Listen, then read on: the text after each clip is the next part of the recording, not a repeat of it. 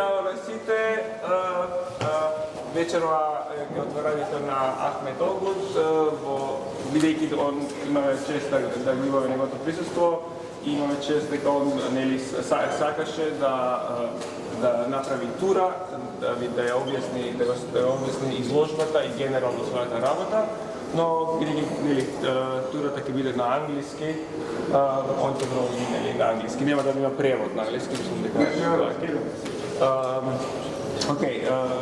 Ахмет Огут е една од најактивните млади уметници, присутен е на многу важни колекции, музеи и биенале, некако Лион биенале, Берлинско биенале, Ливерпул биенале. Исто така е важен дека го формира така наречен Silent University, универзитетот кој им нуди позиција на емигранти кои емигрираат од своите држави, ќе се без документи, а може да предаваат на разни локации из Европа, кои има во Стокхолм, во Берлин. Исто така предава на две од најдобрите школи за уметност во Берлин, Академијата и во Амстердам. Сега ќе да продолжи. Okay, you can continue. Thank you for the introduction. I didn't understand, but I hope it was good words for me. A little bit I understood. The CV part I understood a little bit. Is English okay? I hope. Otherwise, maybe some of you can translate for the others, but I guess it's okay for everyone. It's my first time in Skopje. Thank you for the invitation, Ivanka and Mira.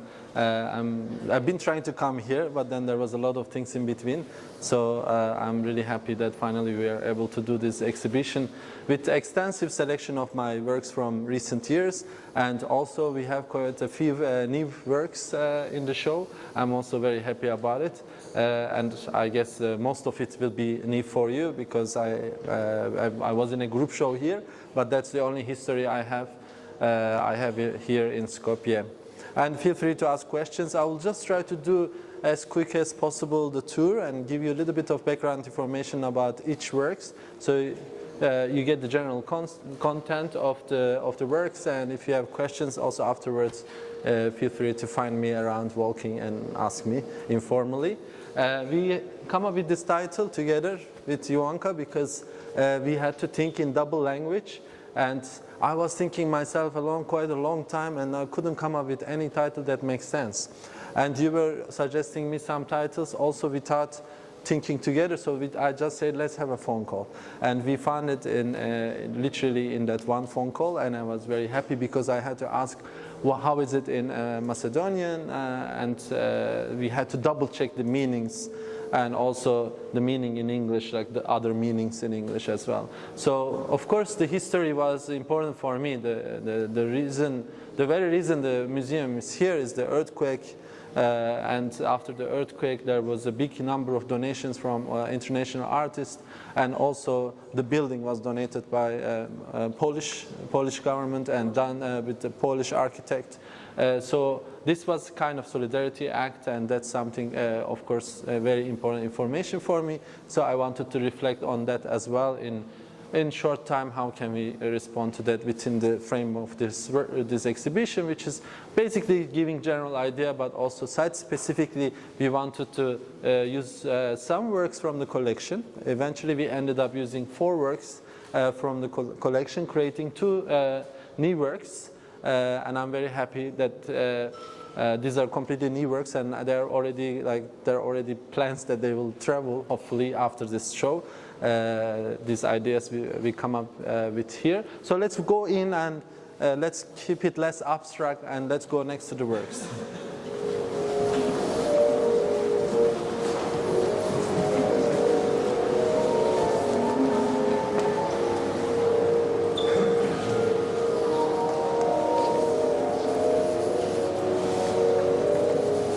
So if you come this way behind this wall, we have a work from the collection, Maria Bonami. It's from 1965, and I was basically we were looking for works for this other work over there. This was not planned, and when in the small selection came from the museum of works that we could potentially use for this other work, I saw this and I was immediately amazed because it's a work from the collection from 1965. made in 1965, and it's an anti-tank hedgehog. You know what is the anti-tank hedgehog? So recently in March in Kiev in Ukraine, they put a lot of them on the street to stop the tanks. And when I saw on Twitter somebody posted in Kiev, this is now animated. It was a little photograph in Twitter. Somebody, so this is basically from 1941. It's from the World War back then, and they put it in a museum, and it has a label on it, like these labels. And it's on the anti-tank thing, and it was in a museum. So in Kiev, when the war started, they took it back to the streets. So I was quite amazed by this idea. I've been thinking, I have a work also related to this topic, how the artworks travel back to the museum and back to the streets and then back to the museum again. This was not a museum object, it was a war artifact, became a museum object, and then again became a war artifact. And probably now they took it back to the museum. So it's quite interesting, and when I saw this anti-tank, it looked very contemporary, very now. So even though the work was made in 1965. So this was a blind date, this was a coincidence that I had this 3D render of this anti-tank hedgehog, and this was in the collection. So we put them side by side together. And there's a little sculpture here, which is part of the series over there. These are animals occupying or invading art institutions. So this is one of the bats invading Cambodian National Museum. So this is one of the towers from that museum. So they found in 1970s a big colony, thousands of bats hiding in the rooftop of the museum. So I found a lot of stories like that. Like the bear, polar bear, in an artist residency program in Norway, there are so many polar bears more than humans in that town. And so artists going to residency there, they need to be protected with guards with shotguns. And then there's a dog hired by the Boston Museum of Fine Arts.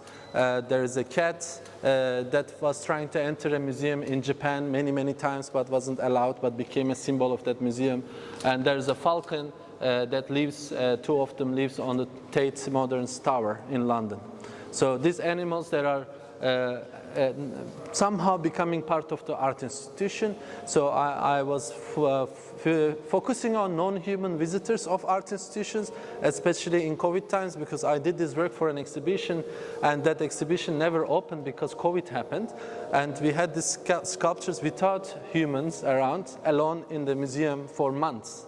So again, they ended up in an exhibition without human visitors. So I'm finally happy to show for the second time to humans the sculptures.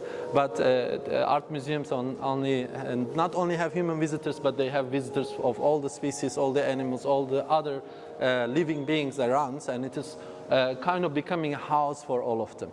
And these are little stories that are all real stories I collected from the news, from here and there. So they look like fiction, but they are real stories.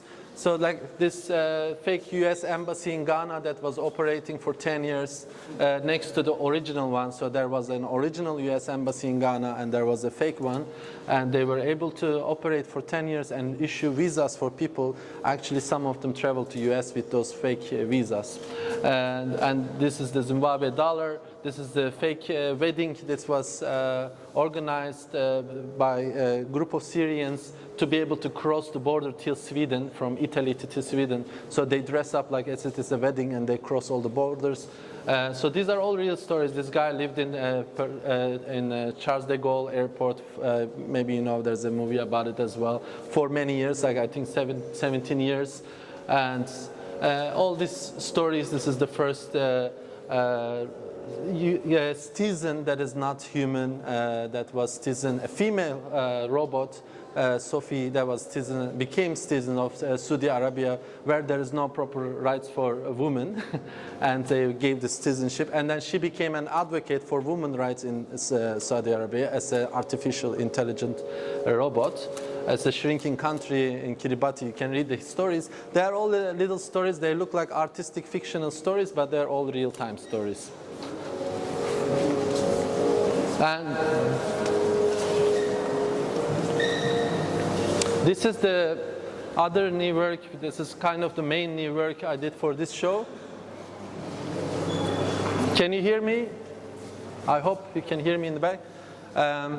So these are the 3 works we selected from the collection, storage downstairs, and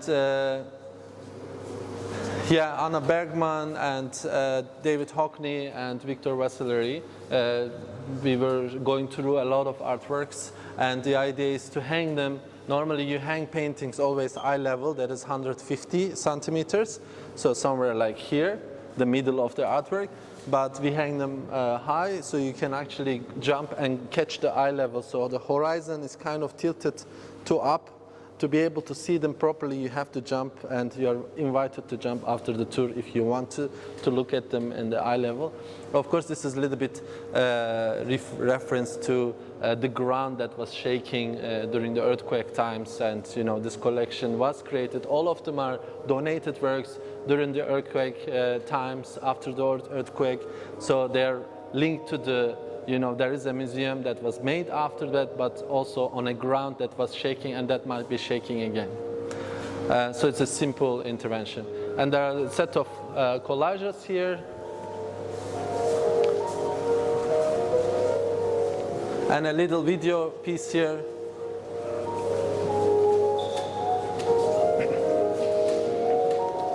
Which I filmed this in Berlin, in this former Zeppelin, they were building Zeppelins in this place. It's a big dome, and they turned this dome into a tropical island, fake tropical island. And in this fake tropical island, there is a helium balloon, looks like an hot air balloon, which is pulled by a person. So his job is to go all day around the park, pretending this balloon is flying around the park for the tourists. And it's called Worker's Ordinary Day. So it's like a normal day for this worker, every day going and pulling this huge balloon around the park while people are swimming and sun tanning under fake sun, let's say. And you can watch it later. And this is a set of works that it was kind of a big, before internet times, artists were sending, it was a cheap way to send artworks overseas to each other, so they were doing postal art, and I used some of the envelopes from those years when it was really popular in 70s and 80s. A lot of artists, like from Japan to US to Turkey to all these countries, sending each other original hand stamps, hand-drawn artworks, and they kept doing that. So there's a huge archive of that in many museums now. Even in this museum, we discovered there's an Onkawara piece, which I also referred to one of the envelopes. So these are quite significant little traces, like Eva Hesse Sollevid, whales like P. Orich, and many others, like you can see here, Lee Lozano and so on. You can see here examples of original things, but all handmade. It's kind of a fake archive. I made it by myself. And here at the end you will see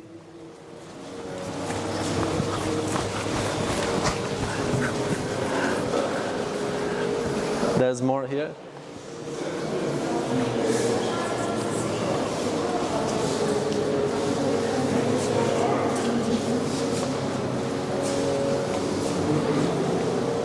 If you can come, so the others also can come closer. So this is in Turkish. I will translate it for you. Also, it's translated here, and it says he used to make paintings, but it wasn't that bad. So it was a comment. There was this Wikipedia kind of local page. Somebody anonymously wrote about me years ago that I used to study painting and I stopped making painting and I moved to conceptual art. And he was kind of disappointed that I stopped making paintings, and he wrote there like, yeah, this guy used to make paintings, but it wasn't that bad also. I wish he continued making paintings. So this is the text from him, anonymous, him or her, anonymous text about me, like short biography basically. And this one is selected photographs from Google search, image search, I search appointed curator. And when I search appointed curator, there are many from all around the world. Many people, their posture comes when they're appointed to a new museum, a new position. They all pose like this. So if you search, you will see most of them pose like this, and I don't know why. So, yeah, it's a powerful posture, I guess. You're also doing it, and everyone is now you're watching everyone is doing it. Potentially, you might be appointed to run a museum. Yeah, so I thought to have some of the light works that are like really quick, and this is how my practice started also in the beginning. Then it became more research-based works and long-term works, and also the school you mentioned that's running for 10 years. So I have like small gestural works to short-term research, long-term research, and lifetime projects. And here you have more fragmented, smaller projects, but they all get together, hopefully in a meaningful way. But thank you so much for coming today, and if you have questions.